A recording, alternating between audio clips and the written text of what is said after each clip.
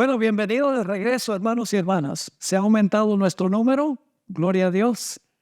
Quiero agradecerles el esfuerzo que hacen para venir aquí para estas sesiones. Yo sé que no es fácil entre semana, pero estoy muy agradecido de que han estado dispuestos de hacer el sacrificio de venir. Y vamos a estudiar ahora la lección número 13. En las dos sesiones que nos quedan, vamos a estudiar la lección 13 y 14. No vamos a estudiar toda la lección 13 en esta sesión porque es demasiado larga, pero vamos a estudiar parte de la 13 y luego el resto de la 13 y 14 en la próxima sesión. Así que empezamos en la página 111, pero primero una oración. Oremos. Padre, gracias te damos por las maravillas de tu santa palabra. Ciertamente tú inspiraste tu santo libro.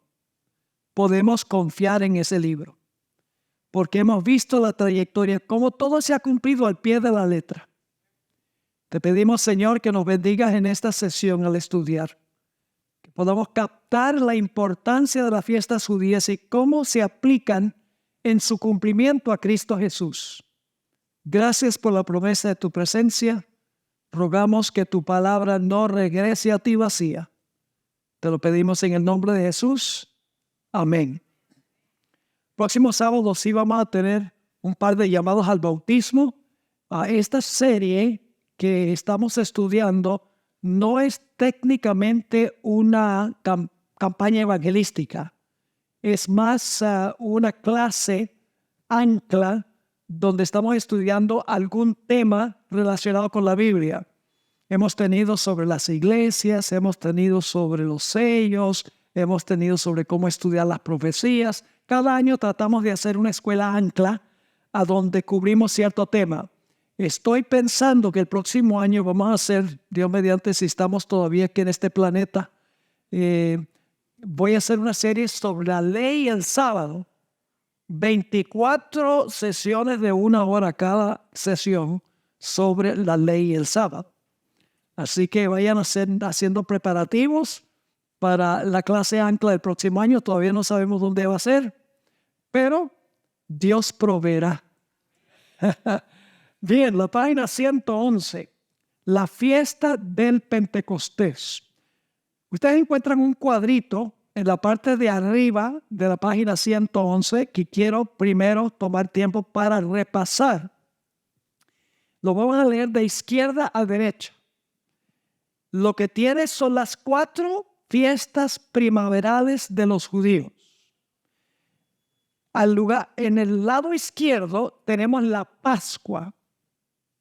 La Pascua ocurría el día 14 de Nisan, más o menos nuestro mes de fines de marzo, principios de abril. En el centro de esto está la muerte del Cordero. En la Pascua, la muerte del Cordero es central. Y la Pascua se describe en Éxodo 12. ¿Ok? Vamos de izquierda a derecha. La Pascua se describe en Éxodo 12. Central es la muerte del Cordero y ocurre el 14 de Nisan. Luego, Éxodo 14, 2 capítulos después, se describe la fiesta de pan sin levadura en Éxodo 14. Y central aquí está la sepultura de Jesús. En la Pascua su sacrificio. En pan sin levadura su sepultura, donde su cuerpo no ve corrupción. Y esto sucede el 15 de Nisan, el día después de la Pascua. Luego, la siguiente columna, viene la fiesta de las primicias. Eso se describe en Éxodo 15. ¿Ve? Éxodo 12, Éxodo 14, Éxodo 15. Y central en esta fiesta es la resurrección de Cristo. El día 16 de Nisan, el día después que reposa en el sepulcro. Y luego, en Éxodo 19 y 20, tenemos la fiesta de el Pentecostés, que ocurre 50 días después que el pueblo de Israel comienza su peregrinaje a través del desierto hacia Canaán. Es Éxodo 19 y 20 cuando la ley de Dios se reveló, y esto sucedió el día 6 del mes de Sivan, 50 días después que se meció la gavilla, representando la resurrección de Cristo Jesús. Es decir, el Pentecostés tomó un lugar 50 días después de la resurrección de Jesús, exactamente 50 días después. A las 9 de la mañana es que el Espíritu Santo fue derramado, según estudiamos. Ahora, la mayoría de los cristianos solo pueden comprender la obra de Jesús en el atrio, en la cruz y en la resurrección de Cristo Jesús. Muchos no tienen ni siquiera la menor idea de lo que Jesús está haciendo ahora en el cielo durante los últimos 2000 años. Entonces le preguntan a un cristiano, ¿qué está haciendo Jesús los últimos 2000 años? Como que quedan medio confundidos. Algunos podrán decir, intercediendo. Intercediendo, ¿pero por qué? Yo no sé. La mayoría de los cristianos están en el atrio o en el campamento, pero no han seguido a Jesús al lugar santo del santuario. Vamos a estudiar la cronología ahora de cómo funciona esto. Jesús murió, esa es la Pascua. Fue sepultado, pan sin levadura. Resucitó, primicias. Luego, después de su resurrección, permaneció en la tierra ¿cuánto tiempo? 40 días después de su resurrección estuvo aquí, 40 días. ¿Y qué hizo durante esos 40 días?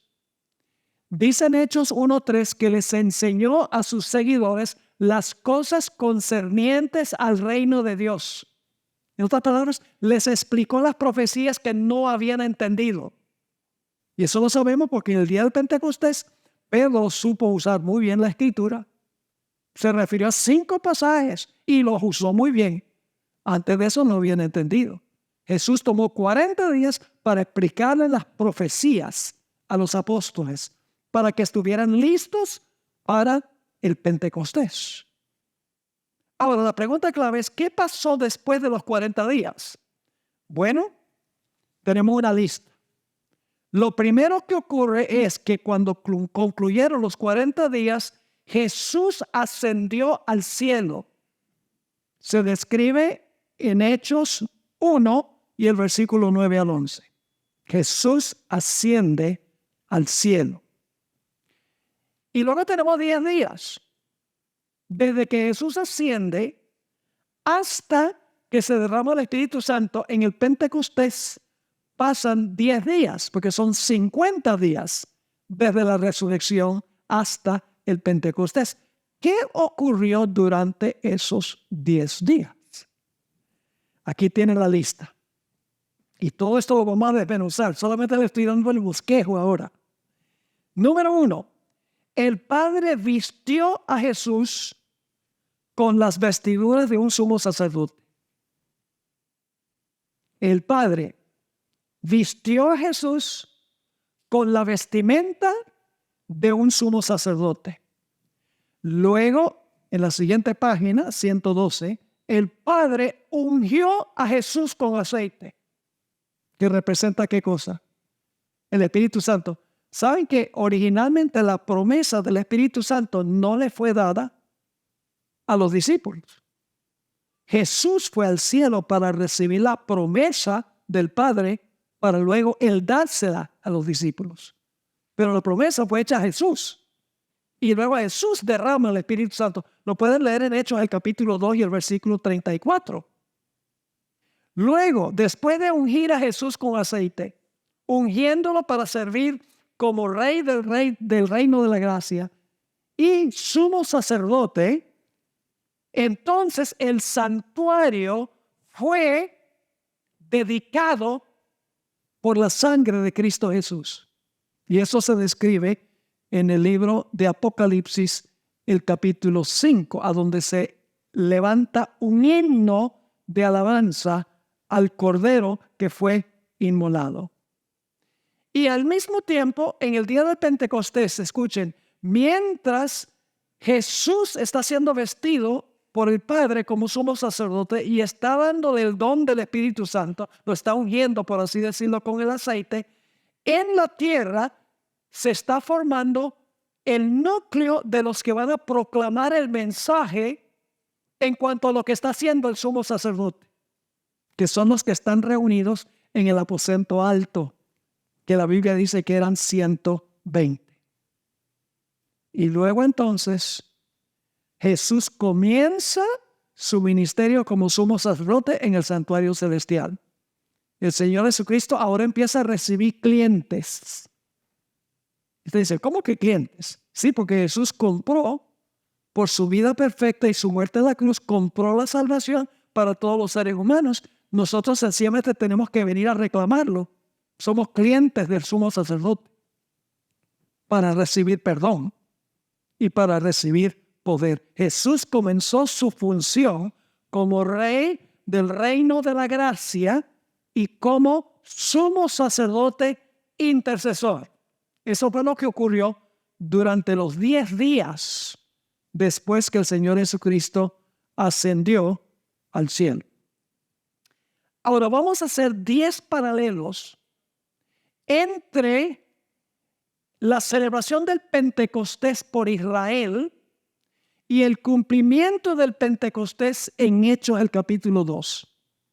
Es decir, vamos a ir al tipo y luego vamos a ir al antitipo. Vamos a ir a la promesa y luego vamos a ir al cumplimiento, como hicimos con la Pascua. ¿Recuerdan que estudiamos la Pascua histórica y luego cómo se aplicó a Jesús? Estudiamos pan sin levadura y cómo eso se aplicó al cuerpo de Jesús que no tenía levadura del pecado. Y cómo estudiamos las primicias, donde se ofrecían los primeros frutos que representa a Cristo, las primicias. Ahora vamos a hacer lo mismo con el Pentecostés.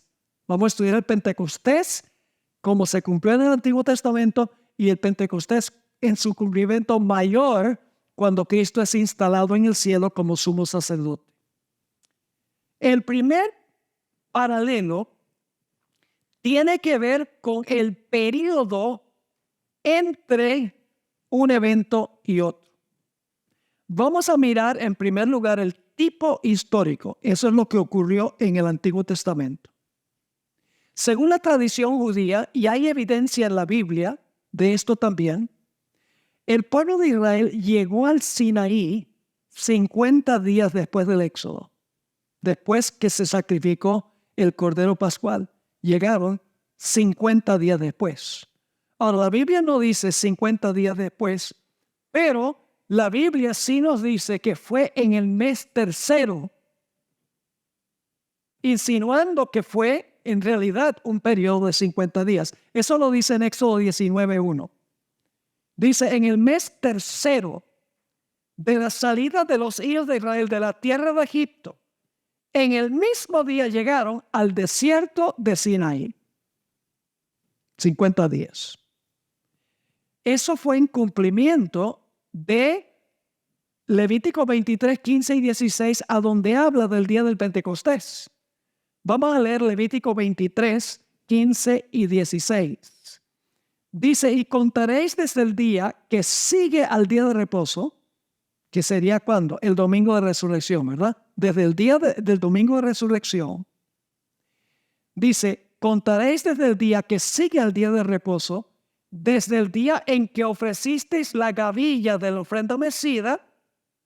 ¿Cuánto debían contar? 7 semanas, que son ¿cuántos días? 49.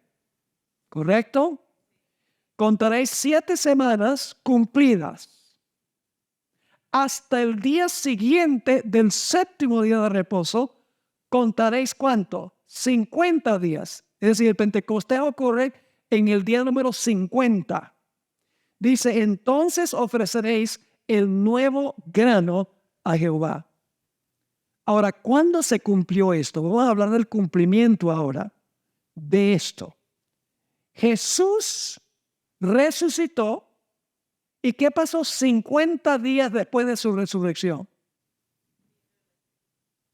El Espíritu Santo descendió. Fue el día del Pentecostés. Lo dice el libro de Hechos. Noten lo que dice Hechos, el capítulo 2 y el versículo 1, y vamos a leer luego el versículo 15. Dice, cuando llegó el día del Pentecostés, estaban todos unánimes juntos. Y sabemos a qué horas fue que se derramó el Espíritu Santo en el Pentecostés. ¿Sabemos qué hora? Fue en la hora tercera, las 9 de la mañana. Así que se está cumpliendo al pie de la letra, en la hora exacta. Noten el versículo 15. Aquí dice, porque estos no están ebrios, como vosotros suponéis, puesto que es la hora tercera del día. Es decir, los enemigos que estaban ahí dicen, estos que están hablando en idioma raro, esos están borrachos. Pero dice, ¿qué borrachos? No están borrachos. ¿Quién se emborracha a las 9 de la mañana? A la hora tercera del día. Así que el primer paralelo es que el día del Pentecostés ocurre en el Antiguo Testamento en el mes tercero, cuando llegan al Sinaí, porque el Sinaí es el lugar donde se cumple el Pentecostés históricamente. Y 50 días después que Jesús resucitó, se celebra el día del Pentecostés, el cumplimiento del día del Pentecostés. Ahora notemos el segundo paralelo. El segundo paralelo es que en el Antiguo Testamento el pueblo tenía que reunirse en el día del Pentecostés. Es más, el Pentecostés era una de las fiestas de cosecha. Era la cosecha del trigo. Y todo varón mayor de 12 años tenía que reunirse en Jerusalén para celebrar la fiesta del Pentecostés. Ahora yo pregunto, ¿en los días de Jesús sucedió lo mismo? ¿Estaban todos los fieles reunidos? Sí. Vamos a leer primero el cumplimiento en el Antiguo Testamento. Levítico 8 y el versículo 4 y 5. Levítico 8 y el versículo 4 y 5 dice, hizo pues Moisés como Jehová le mandó. ¿Hice qué? Se reunió la congregación a la puerta del tabernáculo de reunión. Y dijo Moisés a quienes, a la congregación, esto es lo que Jehová ha mandado hacer. Así que en el Pentecostés el pueblo tenía que reunirse, todos los varones mayores de 12 años. En el día del Pentecostés estaban también reunidos y unánimes juntos, ¿sí o no? Nota lo que dice Hechos el capítulo 2 y el versículo 1. Cuando llegó el día del Pentecostés, estaban todos ¿qué? Unánimes juntos. Y no eran solamente los 120. Los 120 fueron los proclamadores. Pero ese día, ¿cuántos estaban presentes que se bautizaron? Que escucharon el sermón de Pedro. Ni más ni menos que 3,000 se unieron a la iglesia ese día. Había mucho más gente que los 120 que estaban ahí reunidos proclamando el mensaje. El tercer paralelo, vamos a notar el tipo histórico. Es que los discípulos, los seguidores de Jesús, tenían que prepararse en forma especial para el día del Pentecostés. Tuvieron que arreglar todas las diferencias que tenían uno con el otro. Tenían que estudiar las profecías y tenían que, por el poder del Espíritu Santo, purificar sus vidas, ser vaciados del yo para que pudieran ser llenos del Espíritu Santo. Tenían que ser lavados, en otras palabras, en preparación. Noten Éxodo 19. Este es el capítulo que habla sobre lo que el pueblo tenía que hacer antes que Dios revelara los 10 mandamientos. Dice Éxodo 19, vamos a leer los versículos 10 y 11. Y Jehová dijo a Moisés, ve al pueblo y ¿qué?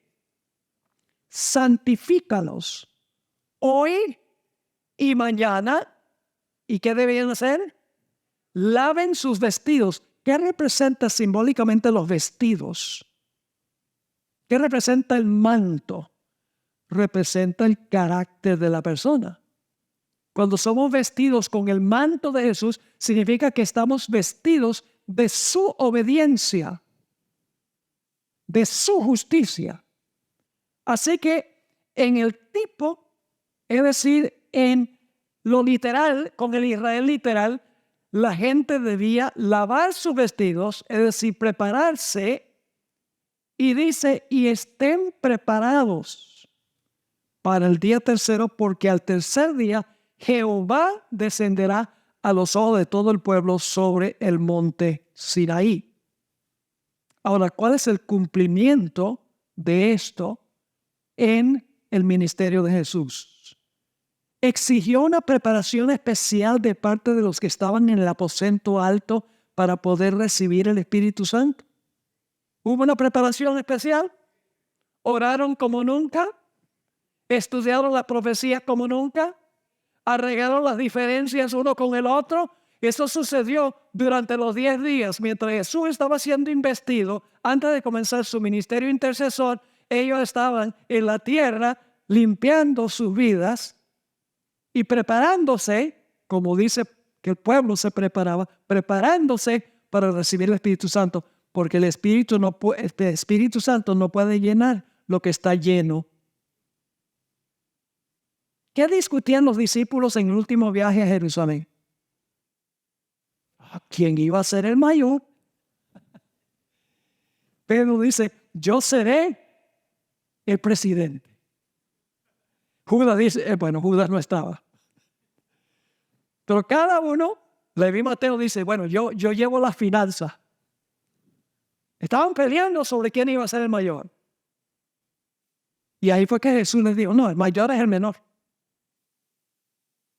Y el que se considera el mayor, ese está mal. ¿Hubo una preparación para recibir el Espíritu Santo? Jesús dijo que sí. Esperen en Jerusalén y arreglen las cosas. Noten Hechos 1, 13 y 14, a donde se dice esto. Y entrados subieron al aposento alto donde moraban Pedro y Jacobo, Juan, Andrés, Felipe, Tomás, Bartolomé, Mateo, Jacobo, hijo de Alfeo, Simón el celote y Judas, hermano de Jacobo. ¿Qué estaban haciendo? Todos estos perseveraban unánimes ¿en qué? En oración y ruego con las mujeres y con María, la madre de Jesús, y con sus hermanos. Una obra de preparación.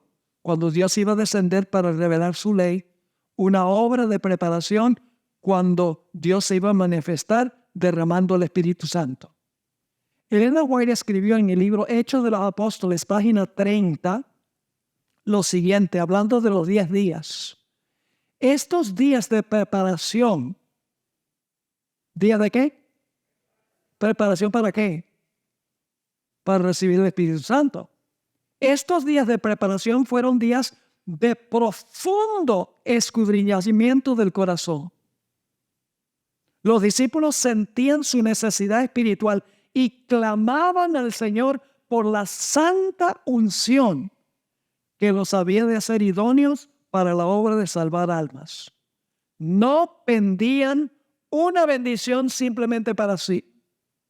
Estaban abrumados por la preocupación de salvar almas. Comprendían que el Evangelio había de proclamarse al mundo y demandaban el poder que Cristo había prometido. Todos unánimes juntos, en la misma página, por así decirlo, reunidos, como el pueblo de Israel al pie del monte Sinaí. Y todos, habiendo arreglado todas sus diferencias, lavando sus vestidos o su carácter, que es lo que representa la vestimenta. Ahora vamos a nuestro cuarto paralelo. Israel ofreció múltiples sacrificios en el día del Pentecostés. Ofrecieron muchísimos sacrificios en el día del Pentecostés. Ahora, surge esta pregunta entonces. ¿qué representaban esos sacrificios? ¿Qué representaban los sacrificios que se ofrecían en el día del Pentecostés? Todo sacrificio de todo animal representaba el sacrificio de Cristo.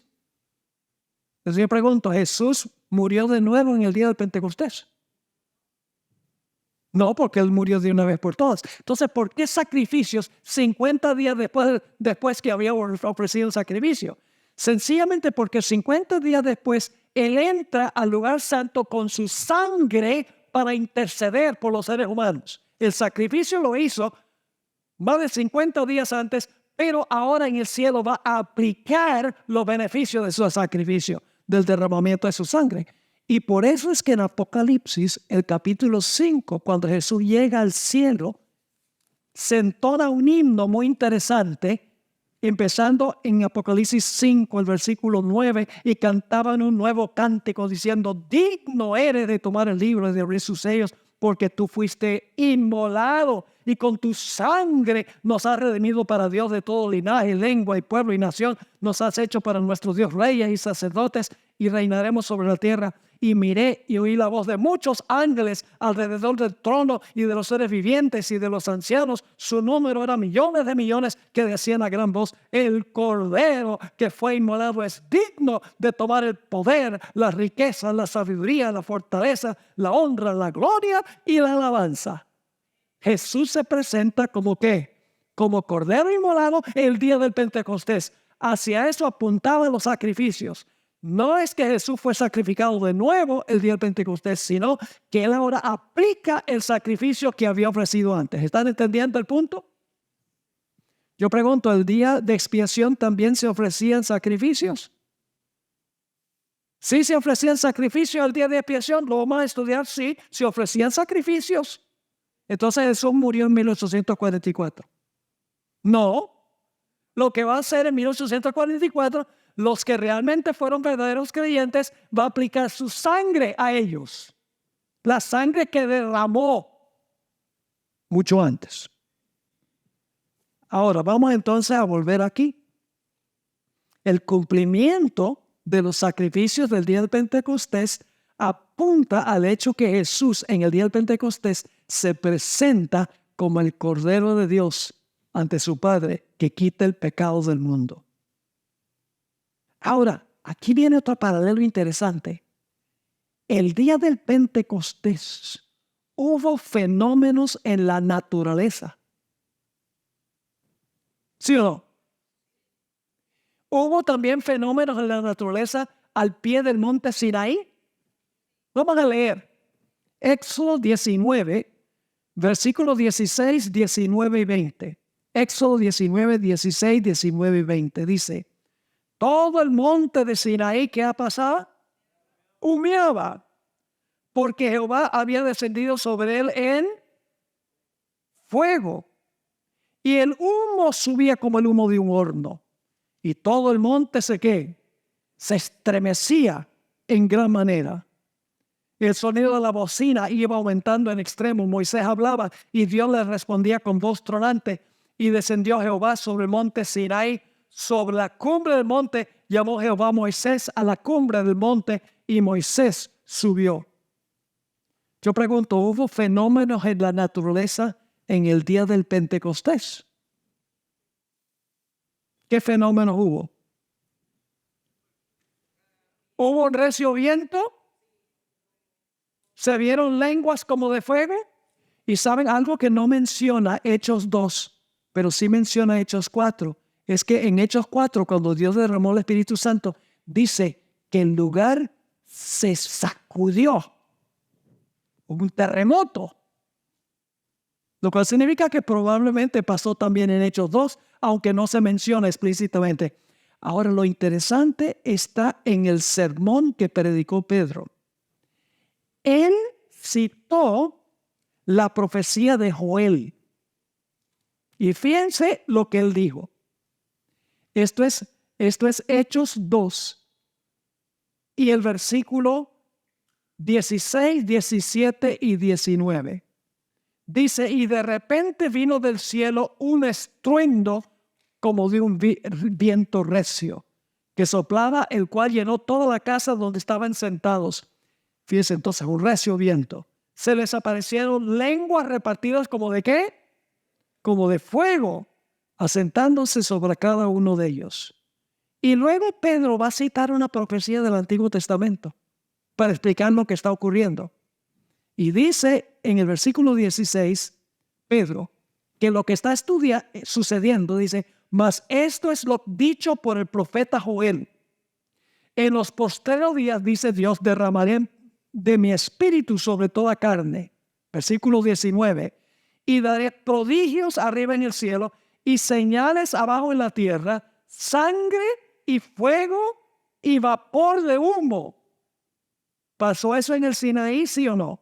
Sí, claro. Cuando hubieron orado, ahora escuchen, Hechos 4:31, cuando hubieron orado, el lugar en que estaban congregados tembló.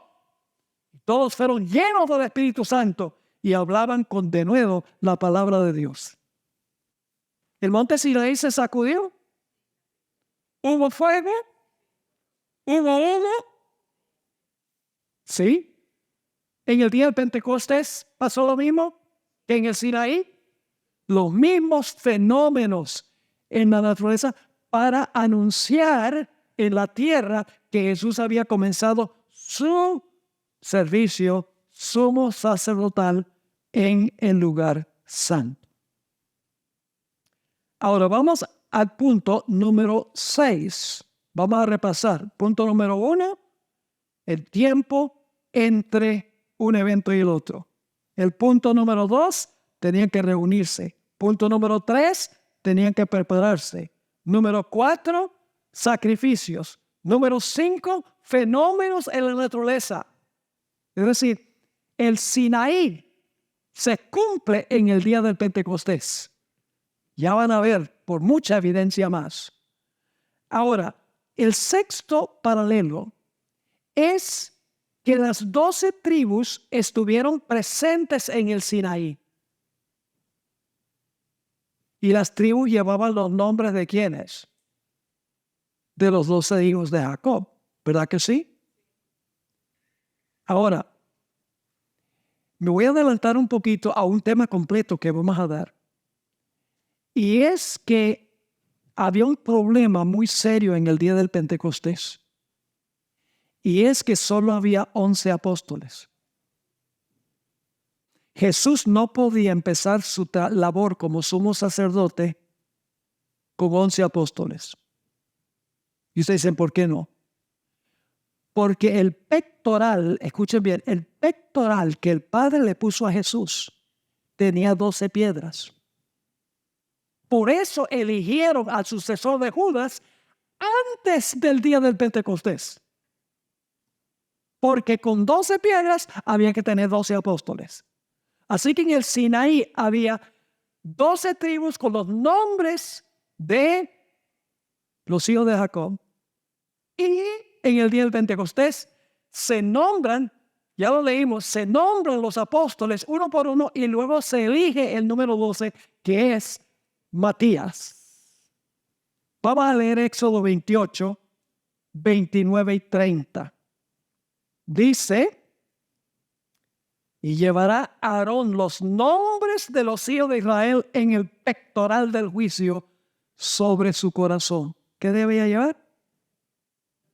Los nombres, debía llevar los nombres de los hijos de Israel en el pectoral del juicio sobre su corazón. El sumo sacerdote, en otras palabras, en el Antiguo Testamento, llevaba en su pectoral los nombres de los 12 hijos de Jacob, los fundadores del Israel antiguo.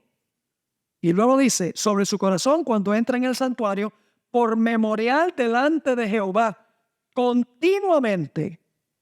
Y pondrás en el pectoral del juicio Urim y Tumim, para que estén sobre el corazón de Aarón cuando entre delante de Jehová, y llevará siempre a Aarón el juicio de los hijos de Israel sobre su corazón delante de Jehová. ¿Cuál es el cumplimiento de esto? En el aposento alto, les repito, había solo 11 apóstoles. ¿Podía Jesús ponerse el pectoral con 12 piedras representando a los 12 apóstoles? con solamente 11 apóstoles en la tierra? No, era necesario elegir el apóstol número 12 para entonces Jesús poder ponerse el pectoral con 12 piedras. Eso ocurre antes del día del Pentecostés.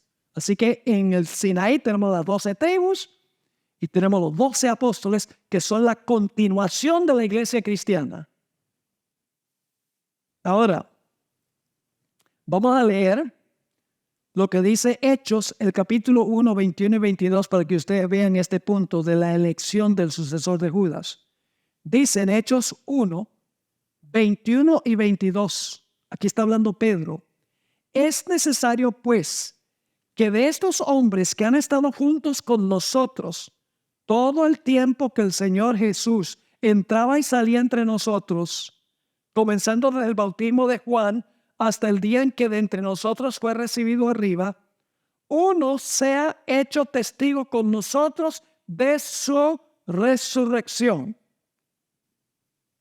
A veces por mucho tiempo yo me preguntaba y decía, pero ¿por qué tanto afán para Pedro decir que aquí había que elegir al sucesor de Judas antes del Pentecostés? ¿Por qué no esperar hasta recibir el Espíritu Santo para que el Espíritu Santo les ilumine quién escoger? Y muchos inclusive dicen, se equivocaron en escoger a Matías, porque Dios quería que se escogiera era Pablo. En el tema que vamos a hacer, un tema completo sobre esto, sobre la elección del sucesor. Claramente, el Espíritu Profecía y la Biblia nos dicen que el sucesor no podía ser Pablo, porque aquí dice que tenía que ser alguien que estuvo con los apóstoles desde los tiempos de Juan el Bautista hasta los tiempos de la resurrección de Cristo. Y Pablo no cabe con ese requisito. Y le voy a dar otras razones también. Ese es el punto número 6. 12 tribus, 12 apóstoles. Ahora, vamos al número 7. Moisés vistió a Aarón con las vestiduras del sumo sacerdote.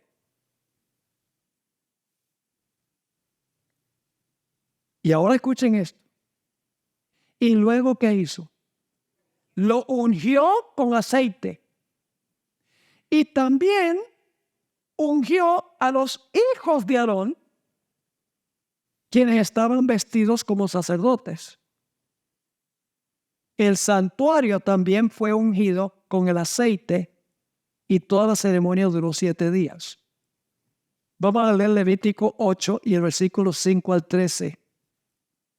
Y dijo Moisés a la congregación, esto es lo que Jehová ha mandado hacer. Entonces Moisés hizo acercarse. Aquí Moisés está jugando la función de Dios el Padre, simbólicamente en el Antiguo Testamento. Entonces Moisés hizo acercarse a Aarón y a sus hijos y los lavó con agua y puso sobre ahora fíjense que va a vestir al sumo sacerdote, Aarón. Y puso sobre la túnica, le ciñó con el cinto, le vistió después el manto, puso sobre él el efod y lo ciñó con el cinto del efod y lo ajustó con él. Luego le puso encima el pectoral. Lo está vistiendo pieza por pieza, ¿sí o no? Luego le puso encima el pectoral y puso dentro del mismo los urim y tumim.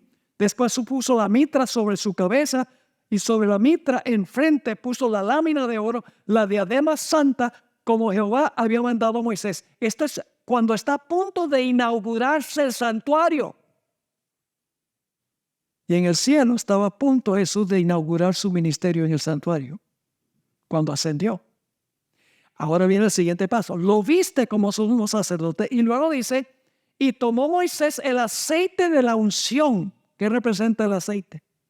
El Espíritu Santo. Y ungió el tabernáculo y todas las cosas que estaban en él, y las santificó, y roció de él sobre el altar. Está dedicando el santuario, ¿sí o no? Para el servicio de Aarón. Y tomó Moisés el aceite de la unción, ungió el tabernáculo y todas las cosas que estaban en él, y lo santificó, y roció de él sobre el altar 7 veces, y ungió el altar y todos sus utensilios, y la fuente y su base para santificarlos. Y ahora fíjense lo que hace. Y derramó del aceite de la unción sobre la cabeza de Aarón lo viste como sumo sacerdote, santifica el lugar a donde va a ministrar y ahora le da el don que le había prometido del Espíritu Santo para él impartírselo al pueblo. Y derramó del aceite de la unción sobre la cabeza de Aarón y lo ungió para santificarlo.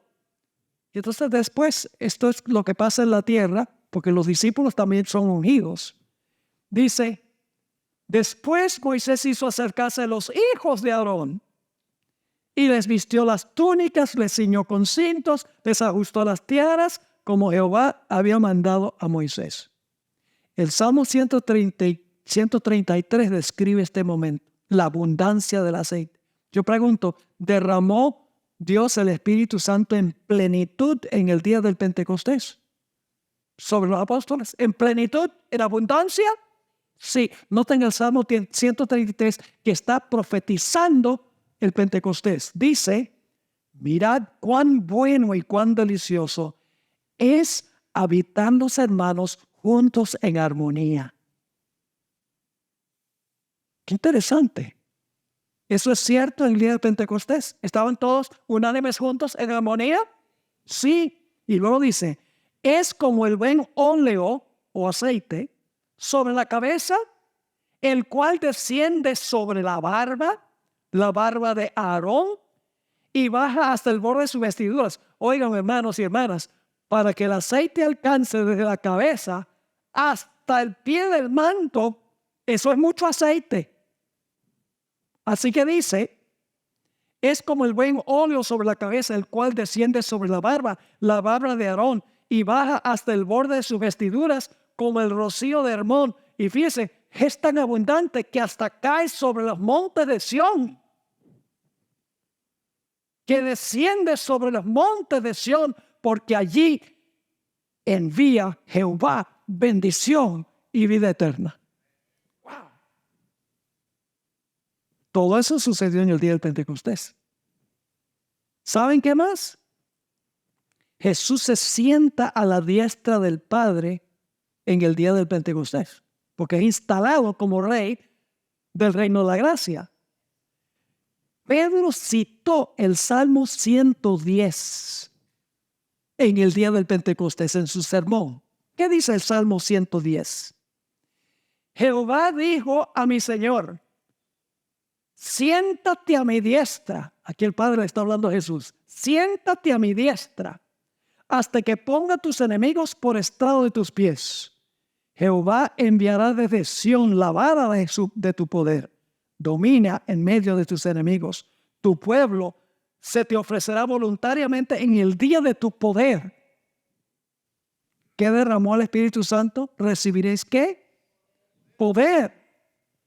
En la hermosura de la santidad, desde el seno de la aurora, tienes tu rocío de tu juventud. Juró Jehová y no se arrepentirá. Tú eres sacerdote para siempre, según el orden de Melquisedec.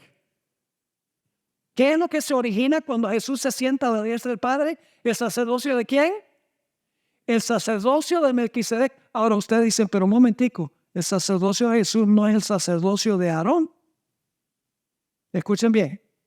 Legalmente Jesús no podía ser sacerdote según el orden de Aarón, porque Jesús era de la tribu de Judá, no de la tribu de Leví. Jesús adquiere sus funciones de Aarón, del sacerdocio de Aarón, pero el derecho al sacerdocio lo recibe de Melquisedec. ¿Me están entendiendo lo que estoy diciendo? El sacerdocio de Aarón revela lo que iba a pasar con Jesús, sus funciones, pero no podía técnicamente ser sacerdote según Aarón, porque era de otra tribu. Hebreos capítulo 7 amplía este punto. Y por lo tanto, el derecho al sacerdocio es según otro orden de sacerdocio, el sacerdocio de Melquisedec. Este versículo lo citó Pedro en el día del Pentecostés. Ahora, noten también el Salmo 16 y el versículo 8 al 11. Salmo 16, 8 al 11. También lo usó Pedro en su sermón el día del Pentecostés. Dice, citando el Salmo 16. A Jehová he puesto siempre delante de mí, porque está a mi diestra, no seré conmovido. Se alegró por tanto mi corazón y se gozó mi alma. Mi carne también reposará confiadamente. Esto es Jesús. Está hablando a Jesús. Y David lo está registrando 1000 años antes de que Jesús lo diga. Sigue diciendo, mi carne también reposará confiadamente. Porque no dejarás mi alma en el Seol. Mejor traducción es, no me dejarás a mí en el sepulcro. Ni permitirás que tu santo vea corrupción. Y luego dice, en el versículo 11, me mostrarás la senda de la vida en tu presencia. Aquí está hablándole Jesús al Padre. En tu presencia hay plenitud de gozo, delicias, ¿a dónde? A tu diestra para siempre. Jesús está hablando de su muerte, su sepultura, su resurrección y cuando se sienta a la diestra del Padre en el día del Pentecostés. ¿Están captando la importancia del Antiguo Testamento? La mayoría de los cristianos no entienden estas cosas. ¿Saben por qué? Porque ellos dicen que son cristianos del Nuevo Testamento. Ustedes los adventistas, ustedes son cristianos del Antiguo Testamento. Nosotros somos del Nuevo. No se puede entender el Nuevo sin el Antiguo. Hay una Biblia, no dos. No una para los judíos y el otro para los cristianos. ¿Cómo se entiende que Cristo es el Cordero sin el Antiguo Testamento? ¿Cómo se entiende todo esto que pasó en el día del Pentecostés, al menos que tengamos el Antiguo Testamento? Es imposible. Eso es lo lindo de la teología adventista, que nosotros tomamos el testimonio de toda la Biblia, de Génesis hasta Apocalipsis. Ahora entonces, ya vimos lo que se profetizó en cuanto al Pentecostés, el ungimiento de Aarón, cómo fue vestido como sumo sacerdote por Moisés, que juega las veces de Dios en la tipología.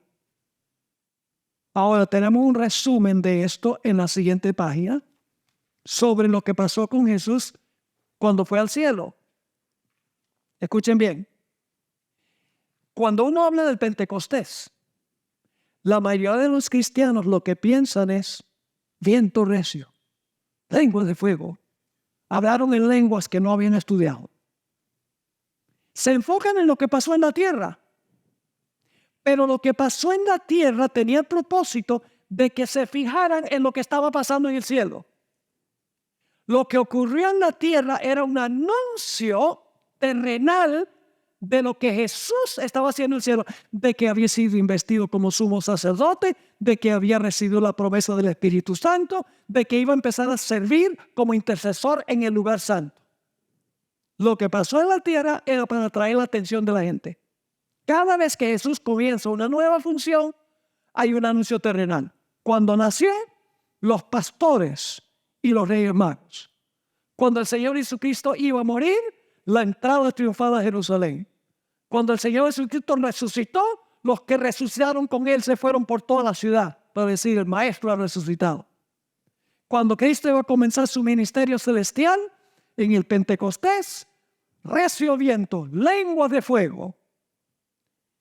Y cuando iba a comenzar el juicio, mandó el movimiento milerita para predicar varios años antes, atraer la atención a la idea de que iba a empezar el juicio pronto.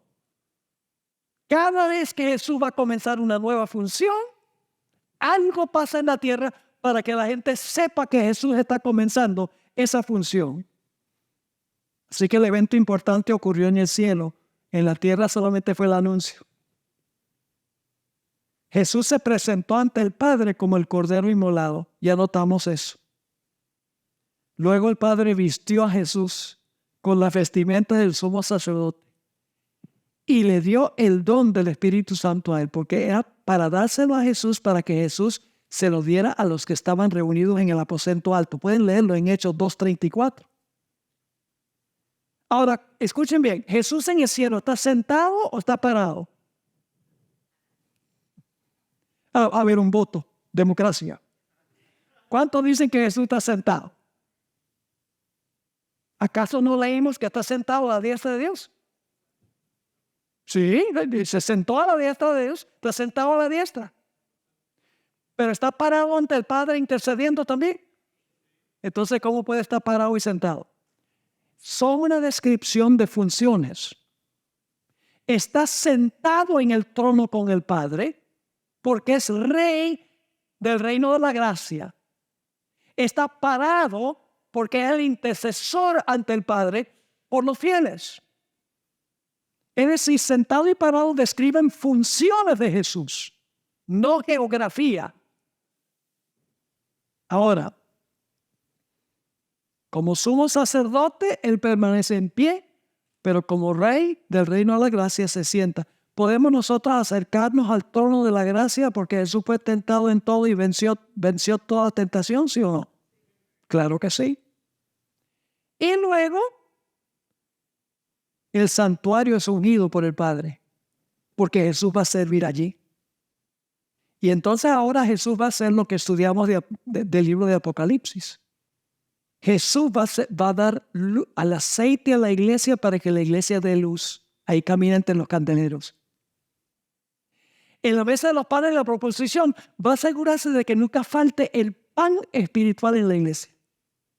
Y en el altar de incienso va a recibir las oraciones de los fieles para interceder por ellos. Todo en el lugar santo. La mesa de los panes, lugar santo. El altar de incienso, lugar santo. El candelabro, lugar santo. En la primera mitad del libro de Apocalipsis, Jesús está ministrando en el lugar santo, alimentando a su iglesia, iluminando a su iglesia, intercediendo por su iglesia. Eso es lo que estaba haciendo en el cielo. Ahora, estamos en la mitad de la página 116. Es posible que la ascensión de Jesús haya durado 3 días. Porque este ministerio que describimos tomó ¿cuánto tiempo? 7 días. ¿Será entonces que la ascensión de Jesús duró 3 días, 10 días? Desde el momento cuando Jesús ascendió hasta el momento cuando es derramado el Espíritu Santo. No digo categóricamente que sí, pero posiblemente. 7 días más 3 días, 10. Ahora, no vamos a leer los textos de Apocalipsis 5, 6. Ya hablamos de eso. Jesús se presenta como Cordero inmolado. Ya leímos Apocalipsis 1, 12 y 13. Nos referimos a eso. Ahí Jesús está vestido como sumo sacerdote. Dice una ropa que llegaba hasta los pies y ceñido en el pecho con un cinto de oro. Así estaba vestido el sumo sacerdote. Y luego Hebreos 8, versículo 1 y 2 dice claramente que Jesús en el cielo es el sumo sacerdote. Dice ahora bien, el punto principal de lo que venimos diciendo es que tenemos tal sumo sacerdote, el cual se sentó a la diestra del trono de la majestad en los cielos, ministro del santuario y de aquel verdadero tabernáculo que levantó el Señor y no el hombre. Ahora vamos a leer rápidamente Hechos, el capítulo 2 y el versículo 29 al 36. Aquí Pedro está predicando. Varones hermanos, se os puede decir libremente del patriarca David que murió. Moisés está escribiendo no en cuanto a él, sino en cuanto a Jesús, que murió y fue sepultado, y su sepulcro está con nosotros hasta el día de hoy. Es decir, el Salmo 16 no se aplica a David. Pero siendo profeta David, y sabiendo que con juramento Dios le había jurado que de su descendencia en cuanto a la carne levantaría el Cristo para que se sentase en su trono, viéndolo antes, habló de la resurrección de Cristo, que su alma no fue dejada en el Hades, ni su carne vio corrupción. A este Jesús resucitó Dios, de lo cual todos nosotros somos testigos. Así que, ¿qué cosa? Así que exaltado por la diestra de Dios. Fíjense, ¿se refiere esto a la muerte, sepultura y resurrección de Cristo? Ya lo leímos. Fue al sepulcro, no vio corrupción, resucitó y ahora dice, exaltado por la diestra de Dios y habiendo recibido del Padre la promesa. ¿Quién recibe la promesa primero? Jesús. habiendo recibido la promesa del Padre, la promesa del Espíritu Santo, ¿qué luego hace Jesús? Lo derrama a nosotros. Dice, ha derramado esto que vosotros veis y oís. Porque David no subió a los cielos, pero él mismo dice, dijo el Señor a mi Señor, Salmo 110, siéntate a mi diestra hasta que ponga a tus enemigos por estrado de tus pies. Ahora escuchen, sepa pues ciertísimamente toda la casa de Israel que a este Jesús a quien vosotros crucificasteis, Dios le ha hecho ¿qué cosa? Señor, es decir, el Rey, y Cristo. ¿Qué significa la palabra Cristo? Ungido, es la misma palabra Mesías en hebreo. ¿Qué lo hizo el Padre? ¿Lo hizo qué? Señor, Rey, ¿y qué más? Y ungido. ¿Cómo qué? Como sumo sacerdote. Ahora, cuando Jesús ascendió al cielo, se sentó con su Padre en el trono. Es decir, era un rey. Dice en Apocalipsis 3:21, al que venciere yo le daré que se siente conmigo en mi trono, así como yo he vencido y me he sentado con mi Padre en su trono. ¿Notan que cuántos tronos hay? Hay dos. En el trono se sienta con el Padre cuando asciende, pero dice, algún día los que venzan van a sentarse conmigo en mi trono. Noten lo que dice Hebreos 7:20 al 22. Dice, y esto no fue hecho sin juramento, porque los otros ciertamente sin juramento fueron hechos sacerdotes, pero este, es decir, Jesús, con el juramento del que le dijo, juró el Señor y no se arrepentirá, tú eres sacerdote para siempre, según el orden de Melquisedec. Por tanto, Jesús es hecho fiador de un mejor pacto. Hay una cita larga que no voy a tomar el tiempo de leer ahorita. En nuestra próxima sesión vamos a leer la cita del Espíritu de Profecía que se encuentra al pie de la página 117, donde la hermana Bea explica de una forma tan sencilla todo lo que pasó en el día del Pentecostés. Todo lo que estudiamos de la Biblia, ella lo va a explicar de una forma sencilla. Una mujer que tuvo 2 años y medio de educación primaria. Ella fue inspirada por Dios y ha sido una gran bendición para la iglesia adventista. Tristemente no le damos la importancia que debemos darle a la iglesia. Así que no se pierdan el próximo emocionante episodio.